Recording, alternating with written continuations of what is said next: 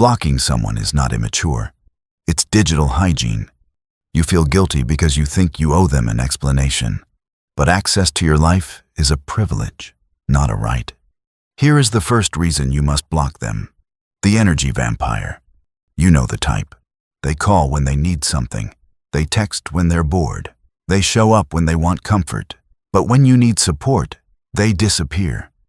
Being around them feels like being drained, like your body is paying a tax. You walk away tired, confused, heavy.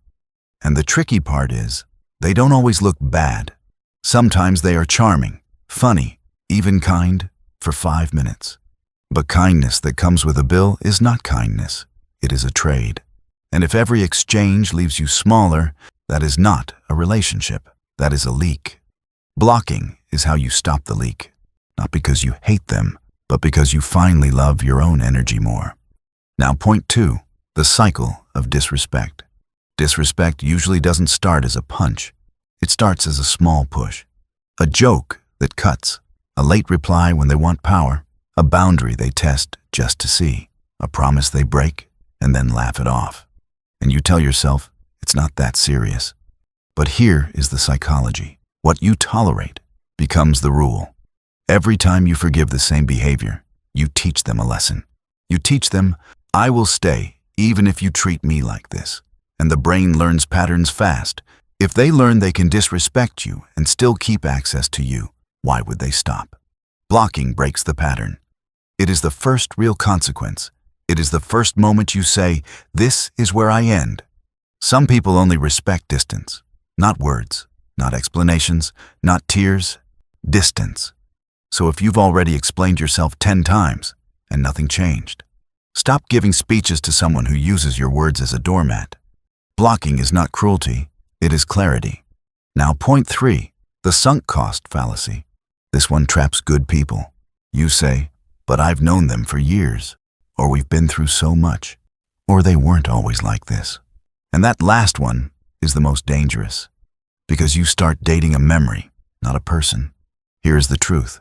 Time invested is not proof of value. It is just proof of time. A long story can still have a bad ending. And if you keep staying only because you've already stayed, that is not loyalty. That is fear.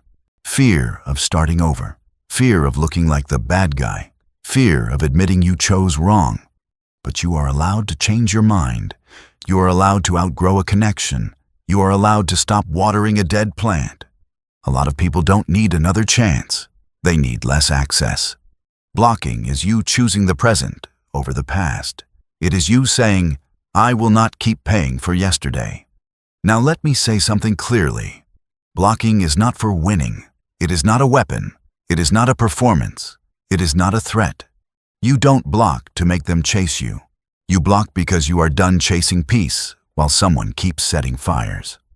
Blocking is a boundary that doesn't need their agreement. And that is why it works. Because some doors only close when you close them. So if you're still unsure, ask yourself one simple question. After I talk to them, do I feel more calm or more tense? Do I feel respected or reduced? Do I feel safe or on edge? Your body keeps receipts, your mind tries to delete. And your peace is not a small thing. It is your focus, your sleep, your confidence, your future. So yes, sometimes the kindest thing you can do is stop letting chaos into your pocket.